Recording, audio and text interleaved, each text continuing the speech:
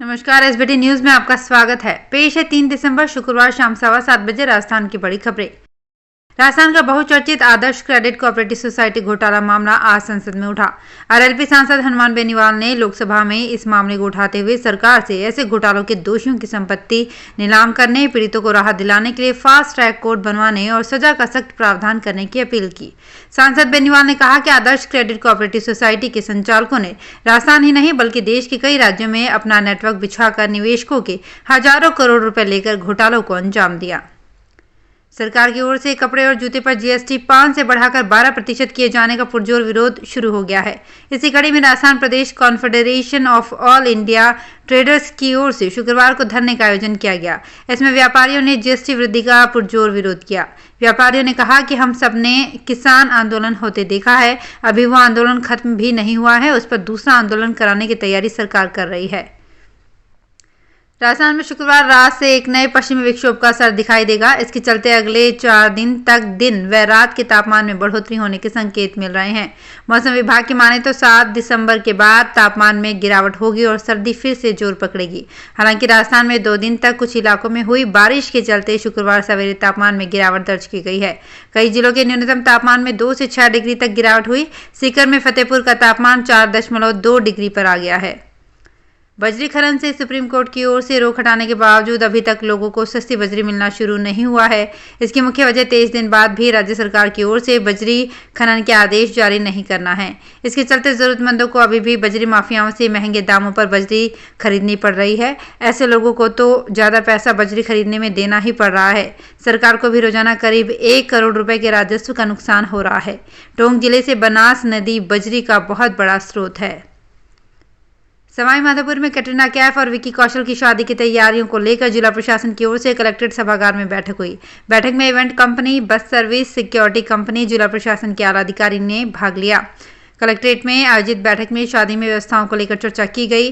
बैठक में जिला कलेक्टर राजेंद्र किशन ने पुलिस अधिकारियों को शादी के दौरान भीड़ को नियंत्रण करने के लिए पुलिस जाब्ता तैनात करने के निर्देश दिए। बैठक में वीआईपी मूवमेंट के दौरान रूट डाइवर्ट करने का निर्णय लिया गया।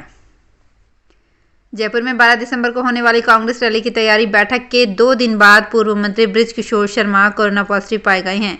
30 नवंबर को कांग्रेस मुख्यालय में हुई बैठक में शर्मा भी शामिल हुए थे। उन्होंने मास्क ठीक तरीके से नहीं लगाया था, मास्क नाक से नीचे थे।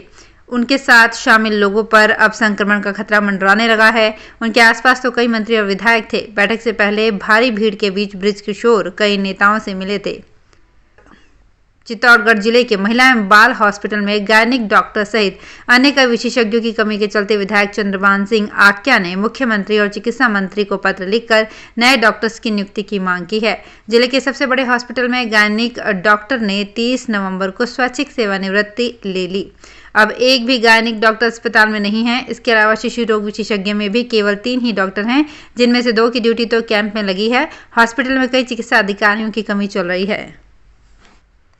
कोटा नगर निगम दक्षिण के एक पार्षद को निलंबित किया गया है। वार्ड नंबर 10 के पार्षद कमल मीणा को नगरपालिका अधिनियम के तहत कार्यवाही करते हुए स्वायत्त शासन विभाग ने निलंबित करने के आदेश जारी किए हैं। कमल मीणा पर यह कार्यवाही रिश्वत प्रकरण में संलिप्तता पाए जाने पर की गई है। कमल मीणा कांग्रेस के टिकट पर पार्षद का चुनाव जीता था। गौरतलब है कि कमल को 5,000 की रिश्वत लेते एसीबी ने पकड़ा था। ओमिक्रॉन की भारत में एंट्री हो चुकी है। दक्षिण अफ्रीका में दुनिया का पहला केस मिलने के 9 दिन बाद ही गुरुवार को कर्नाटक में इस वेरिएंट के 2 केस सामने आए हैं। इधर राजस्थान में भी चिंता बढ़ गई है। प्रदेश में 7 दिन पहले दक्षिण अफ्रीका से जयपुर आए एक परिवार के 4 लोग पॉजिटिव आए हैं। इनमें दंपति समेत उनकी 2 बच्चियां पॉजिटिव मिली हैं। चिंता ये है कि वे आदर्श नगर में जिन 12 रिश्तेदारों से मिले उनमें से भी 5 लोग पॉजिटिव पाए गए हैं। पाली जिले के बाली थाना क्षेत्र के कोट बालियान गांव में गुरुवार रात करीब 3 बजे तेज रफ्तार से आ रही वैन ने सड़क किनारे खड़े तीर्थ यात्रियों को टक्कर मार दी। हादसे में एक महिला सहित 2 जनों की मौके पर ही दर्दनाक मौत हो गई। हादसे में वैन चालक भी घायल हो गया। गुरुवार रात करीब 3 बजे कोट बालियान बस स्टैंड पर उतरे धनी गांव के 75 वर्षीय सुखी देव और कोट बालियान गांव के 65 वर्षीय वेला राम माली सड़क किनारे खड़े थे। इस दौरान सादड़ी की तरफ से तेज रफ्तार से आ रही वैन ने दोनों को टक्कर मार दी। तो फिलहाल इस बुलेटिन में इतना ही। फिर हाजिर होंगे कुछ और बड़ी खबरों के साथ। एसबीटी न्यूज के और भी वीडियोस को देखने के लिए हमारे चैनल को सब्सक्राइब करें और नोटिफिकेशन पाने के लिए बेल आइकन को प्रेस करें।